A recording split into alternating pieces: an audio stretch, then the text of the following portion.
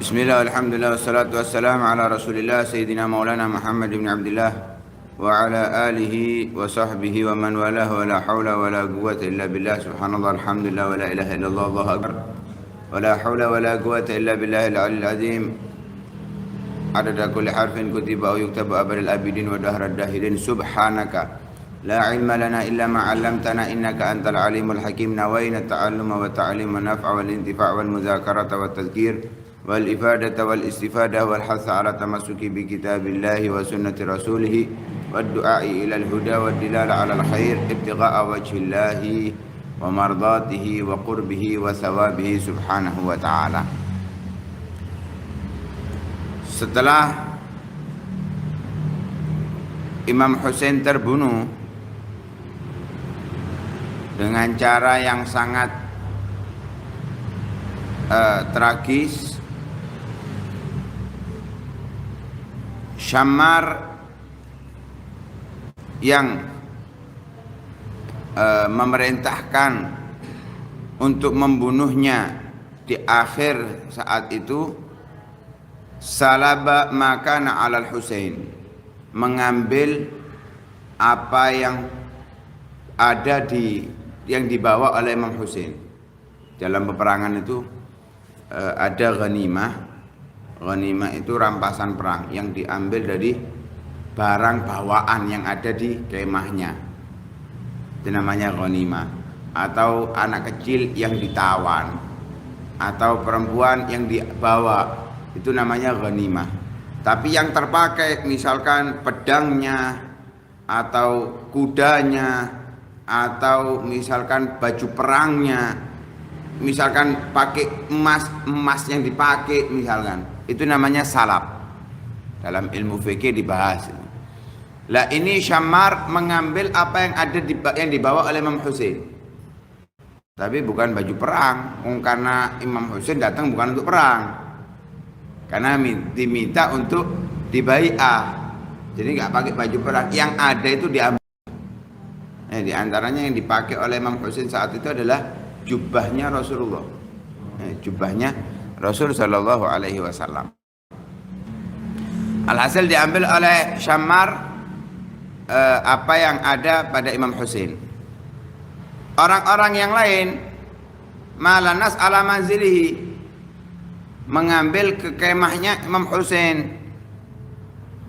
Mereka merampok barang bawaannya Imam Husain dan apa yang dibawa oleh para perempuan saat itu. Jadi wanita-wanita yang ikut Imam Husain, dari istrinya, saudari-saudarinya, anak-anak perempuannya dan yang lain sebagainya, itu semuanya dibawa. Wadasul Husain bi khuyulihim hatta wati'u dhahrahu wa sadrah kama amar Ibnu Ziyad. Sebagaimana yang menjadi perintah oleh Ibn Ziyad kepada pasukannya Umar bin Sa'ad bin Abi Waqqas, itu untuk menginjak Imam Husain baik dada ataupun punggungnya, dan itu dilakukan oleh mereka menggunakan kuda-kuda mereka. Jadi dengan menunggangi kuda menginjak Imam Husain, sehingga jumlah yang terbunuh dari yang ikut dengan Imam Husain 72 orang. Artinya orang laki-laki yang berperang saat itu dengan kelompoknya Ibn Ziyad, semuanya terbunuh. Semuanya terbunuh. Hanya satu laki-laki yang tidak terbunuh, yaitu Al-Imam Ali bin Husain Zainal Abidin, karena beliau saat itu sakit. Bahkan diriwayatkan sakitnya itu nggak mampu untuk berdiri. Jadi beliau berada di kemah, kepingin ikut tapi nggak bisa karena sakit dan dilarang oleh oleh Imam Husain, karena memang saat itu sakitnya parah. Nah, beliau saja putranya Imam Husain laki-laki yang hidup, selainnya meninggal. Karena itu keturunan Imam Husain pasti dari jalur Sayyidina Ali Zainal Abidin. karena satu-satunya anak laki yang hidup. Selainnya mereka semuanya meninggal, yang laki-laki. Adapun kalau yang perempuan ada Sayyidah Sukaina, putrinya Imam Husain, putrinya Imam Husain. Alhasil yang terbunuh dari yang ikut 72 orang, semuanya meninggal. Semuanya meninggal. Tapi yang menakjubkan, yang terbunuh dari kelompoknya Umar bin Sa'ad atau kelompoknya Abu Ziyad itu 88 orang. Berarti kalau dihitung dari peperangan, dalam segi peperangan, sebetulnya yang dihitung menang ya kelompoknya Imam Husain. Kenapa? Hanya ini terbunuh 72 orang. Ini 88 orang lebih banyak. Itu belum yang luka. Ada orang-orang yang luka selain yang terbunuh. Berarti lebih banyak dari mereka yang kalah daripada yang menang. Padahal pasukannya bukan 1:2, bukan 1:3. Ratusan bahkan ribuan dari kelompoknya Abu Ziyad, tapi dari kelompoknya Imam Husain hanya 70 orang. Ya semestinya ya nggak ada yang terbunuh, atau kalau ada terbunuh dari mereka 1-2. Ini justru yang terbunuh dari mereka 88 lebih, 88 orang. Setelah terbunuh dan dimutilasi tubuhnya Imam Husain, kepalanya dibawa kepada Ibn Ziyad yang ada di Kufah.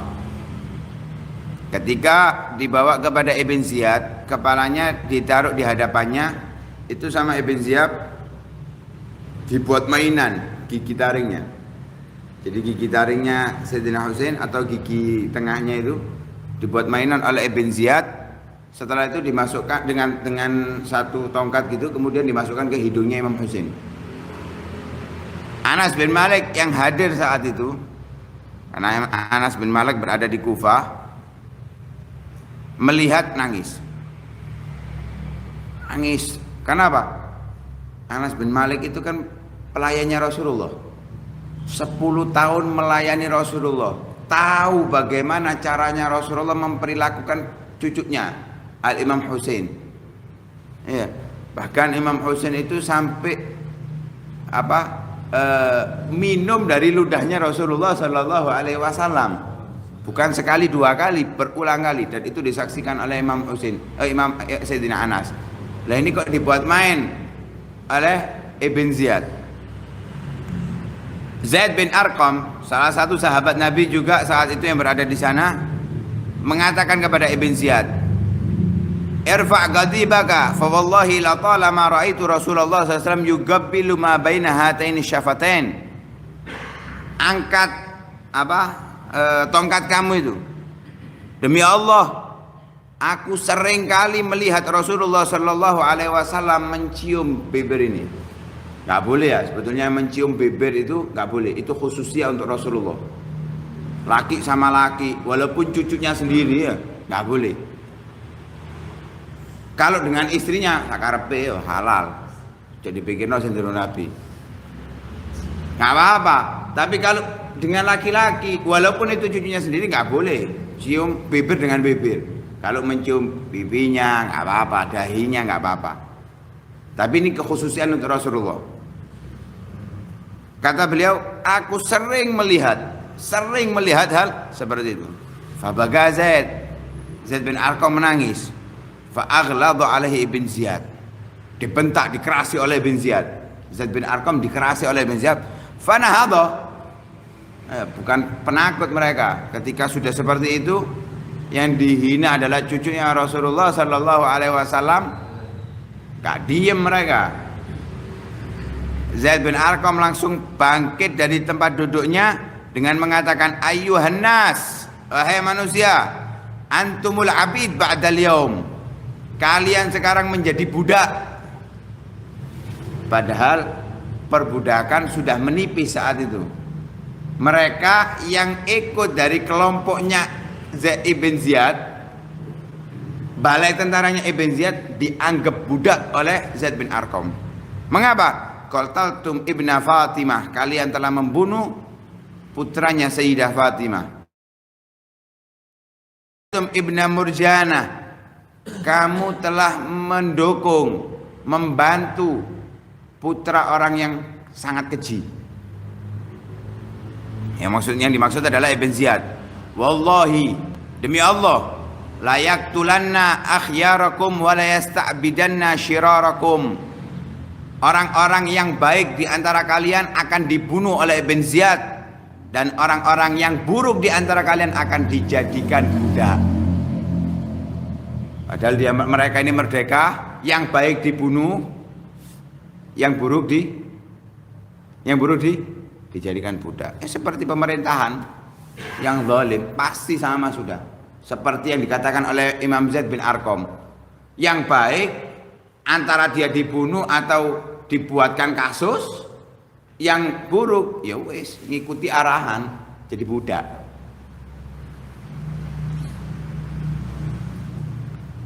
Fabu'dan liman radhiya bidzulli wal ar.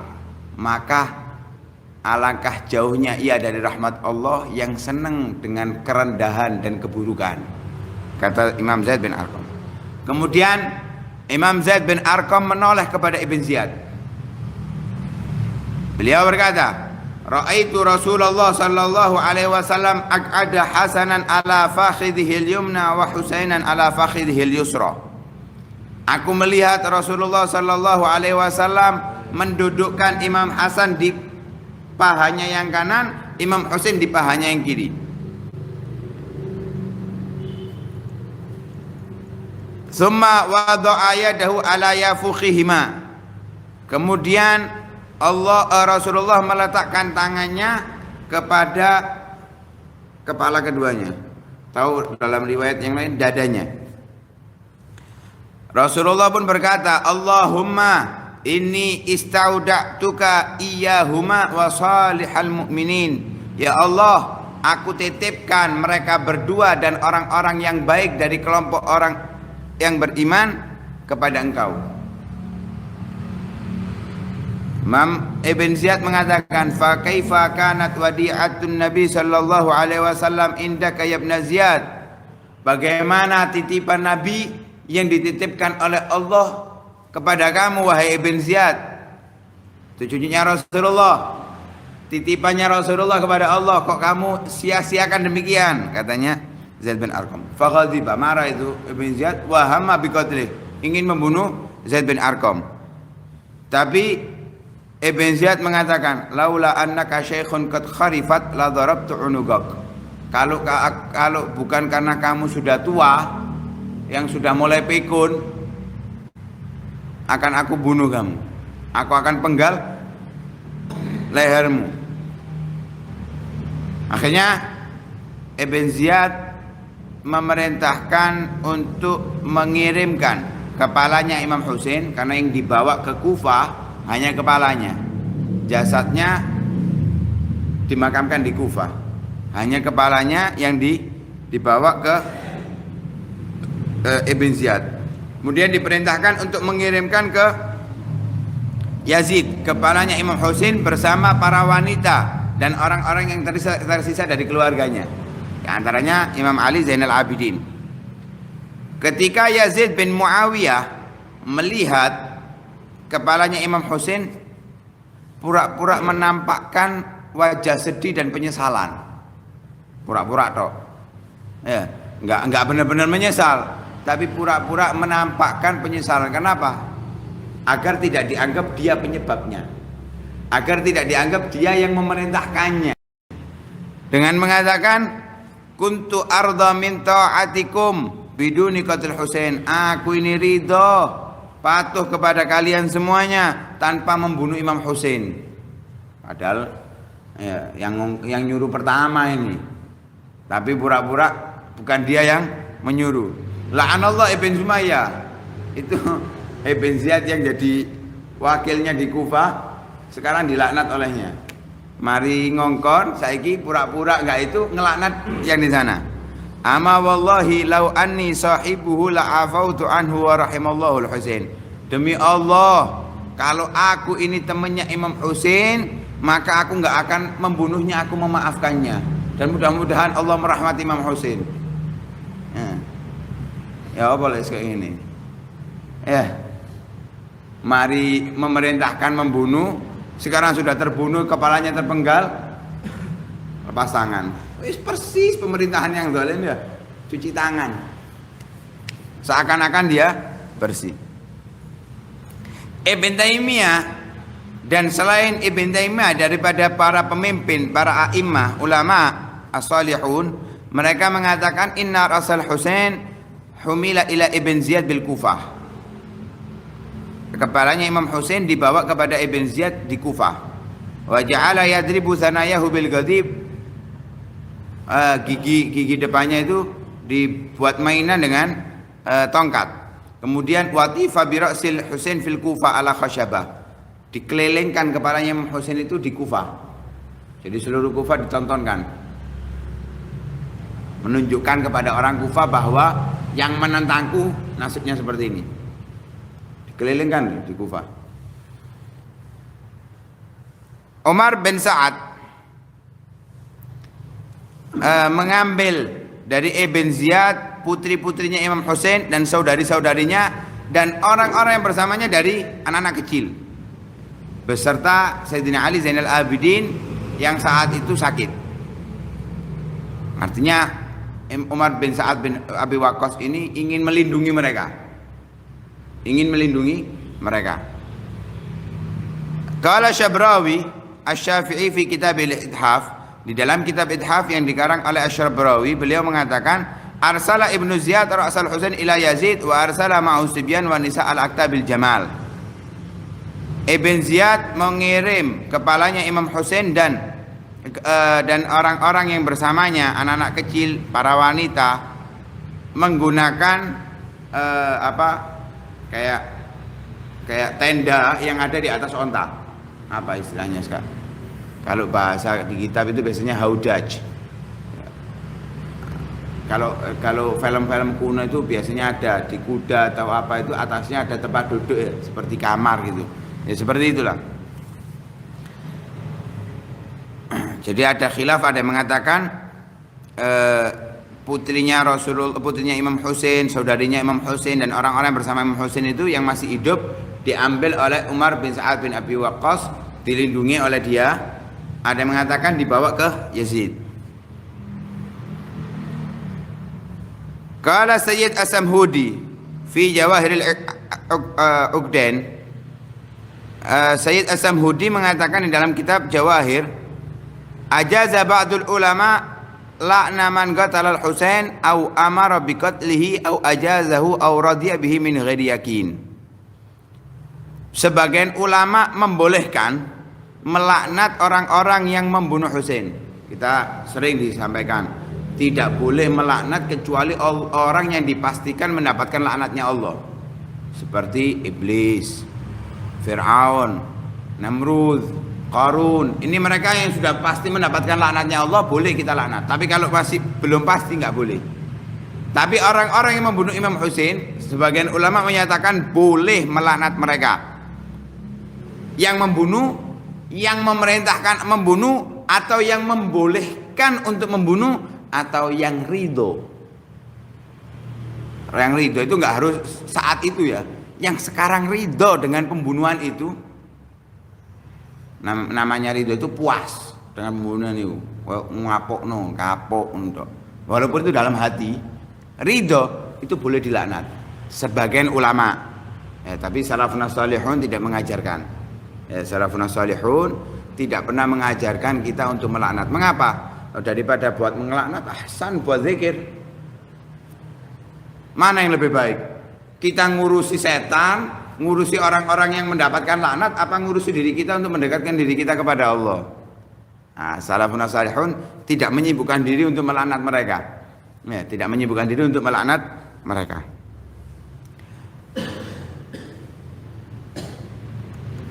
Beliau Sayyid As-Samhudi mengatakan Allah telah menyebarkan pembunuhan Imam Husain. Namun Allah sudah membatasi tidak akan lama kepemimpinan Yazid bin Muawiyah, sehingga dicabut oleh Allah kekerajaannya dari dia dan keturunannya. Jadi Yazid dilengserkan, anak keturunannya sama sekali tidak ada yang memimpin. Dan subhanallah, Allah kirimkan seseorang yang bernama Mukhtar bin Abi Ubaid Ats-Tsaqafi untuk mengurusi orang-orang yang ikut andil dalam pembunuhannya Imam Husain, sehingga terbunuh Ubaidillah bin Ziyad ibn Ziyad, Umar bin Sa'ad bin Abi Waqqas, dan beliau Mukhtar bin Abi Ubaid mencari-cari orang-orang yang membunuh sampai mereka dihabiskan, dibinasakan. Jadi yang ikut andil, yang mukul tangannya, yang mukul kepalanya, yang mukul memotong kakinya, yang membawa ke Kufah, yang membawa dari Kufah ke Yazid bin Muawiyah, semuanya dibunuh oleh Mukhtar bin Abi Ubaid. Wa radhiyallahu anil Imam Basri. Imam Hasan Al-Basri mengatakan, "Aidzugal law kuntu ma'a qatalatil Husain," kalau aku misalkan saat itu dalam kelompok orang-orang yang membunuh Imam Husain, au ma'aman radhiya biqatlihi, dan atau aku bersama orang-orang yang ridho, seneng dengan pembunuhannya Imam Husain, andai lau kalau aku bersama mereka yang membunuh atau yang ridho dengan pembunuhan, gak ikut membunuh tapi ridho, madakhaltul jannah, kalau misalkan aku masih dikasih kesempatan untuk masuk surga, tobat misalkan ya, tobat diterima tobatnya oleh Allah, masuk surga, aku nak mau masuk surga katanya beliau. Ini dikasih kesempatan untuk tobat masuk surga loh, aku nggak mau masuk surga. Aku terlibat dalam pembunuhannya Imam Husain, aku terlibat dalam keridoan dalam pembunuhannya Imam Husain, kemudian aku dikasih pintu tobat oleh Allah, tobat saya bisa masuk surga, aku nggak mau masuk surga. Kenapa? Hayaan min Rasulillah sallallahu alaihi wasallam, malu dengan Rasul sallallahu alaihi wasallam. Kenapa kok malu? Yang dibunuh cucunya, yang ridho dengan pembunuhan tersebut, yang diridhoi dengan pembunuhannya adalah cucunya Rasulullah, yang dicintai oleh Rasulullah, yang mendapatkan pangkat di sisi Rasulullah sallallahu alaihi wasallam. Malu aku mau bertemu dengan Rasulullah dengan seperti itu. Wa khaufan min nadharihi ilaihi bi'ainil ghadab. Aku juga takut, khawatir Rasulullah melihatku dengan pandangan murka. Padahal logikanya orang yang masuk surga nggak mungkin toh Rasulullah melihat dengan pandangan murka. Tapi ini sangat ungkapan Imam Hasan ini menunjukkan sangat besarnya rasa yang dirasakan oleh Imam Hasan ketika mendengarkan pembunuhannya Imam Husain. Sangat menyedihkan dan sangat menyakiti, karena beliau adalah orang-orang yang cinta kepada keluarga Nabi Shallallahu Alaihi Wasallam. Nah, maka dari itu kalau ada orang-orang yang menyakiti ahlu baitin Nabi, keluarganya Nabi, daripada keturunannya Imam Husain, kalaupun dia taubat, belum minta maaf kepada keluarganya Nabi yang dia sakiti atau zalimi, na'udzubillah, nggak malu bertemu dengan Rasulullah Sallallahu Alaihi Wasallam. Padahal Al Imam Ali bin Muhammad bin Husain Al Habsyi dalam qasidahnya beliau mengatakan, fi jannatin ma syagani min wasfiha illa likaunil hibbi fiha khayyama. Surga nggak membuat aku tertarik sifat-sifatnya. Aku tertarik dengan surga karena apa? Kekasihku Rasulullah ada di dalamnya. Tujuannya masuk surga karena Rasulullah. Nah, sedangkan dia membunuh cucunya Rasulullah, kekasihnya Rasulullah.